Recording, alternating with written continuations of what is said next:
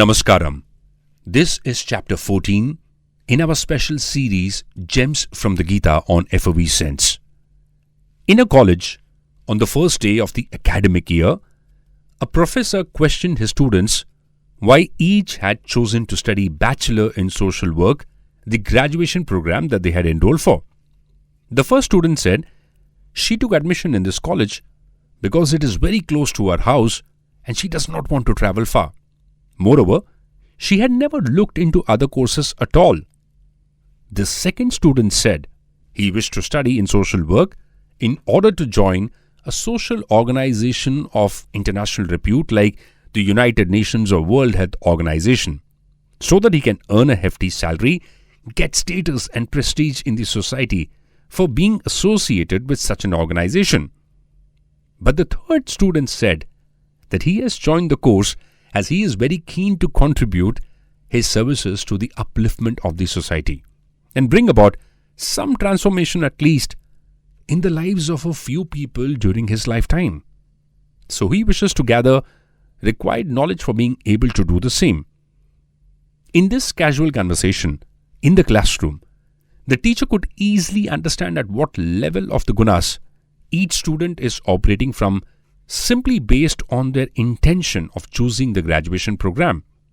The first student was ignorant and predominantly lazy and is operating from what you can define as a tamas state. The second student is highly ambitious for prestige and fame and materialistic pleasures and is operating from what you can define as the rajasic state. But the third student has the energy and enthusiasm and set his goal on social upliftment and transformation in whatever way possible, and has made a very beautiful but informed choice in selecting his graduation program, so you can define that he is operating from the sattvic state. Each one of us, we all get an opportunity at every stage of our life to make a simple choice. The choice may look simple, but it becomes complicated because of your anxiety, your insecurities, your upbringing, and a whole lot of other factors that influence your decision. Our gunas determine what choices we make and how we carve a life for ourselves. Our gunas provide the intention for our actions and choices. Each one of us is responsible for our actions. We have been bestowed with a mind and intellect to decide and choose between right and wrong, and our knowledge helps us make the choice which is of higher order, spreading goodness in the world around. In the above example, the college is the world and the three students are the three gunas: laziness, passion and achievement, orientation and goodness. Laziness, it destroys a person, and materialistic passion, it brings bondage to the world, and goodness, it simply frees one from the grasp of passion and laziness. Under the protection of goodness, we are rescued from anger, passion, greed and laziness. Now goodness also loosens the bonds of the world, but goodness alone cannot give us the pure knowledge of God. It can only show us the path leading to the house of God.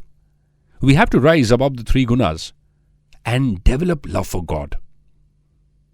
The mode of goodness makes us peaceful and happy.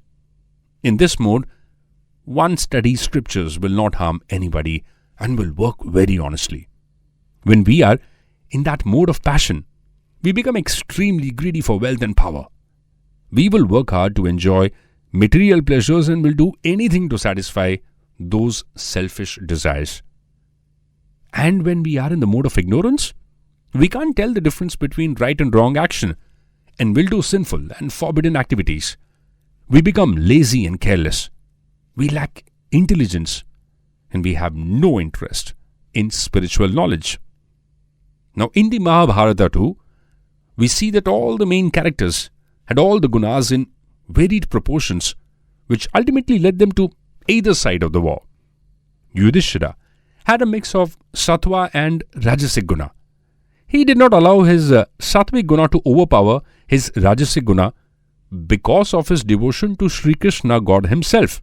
Bhishma was sattvic and righteous at heart, but became rajasic in the act of war due to the rules of the war he had committed himself to in ignorance of the future. In spite of being Sattvic, by choosing to be on the wrong side of the war, he showed his ignorance, which had tamasic characteristics. Now, Karna is often considered great by many, yet his personality was more inclined towards being a Rajasic person and a Tamasic person.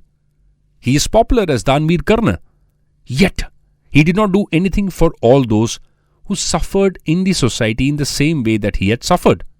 He only thought of himself and not for the upliftment of the people of society. He gave a lot in charity, relating the same to today's times when we see a lot of people who give money in charity.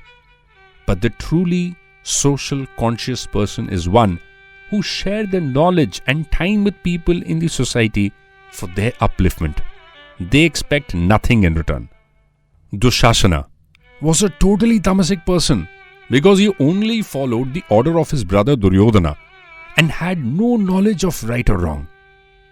So, understanding the proportion of gunas in each person is necessary to understand people.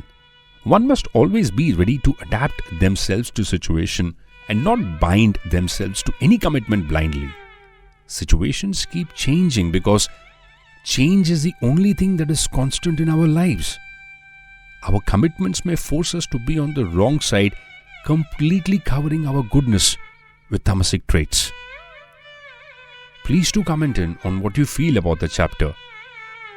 Thank you so much for listening to us on FOV Sense. Feel free to like, comment and subscribe. And next week, we return with the concluding portion of chapter 14 in our special series, Gems from the Gita on FOV Sense.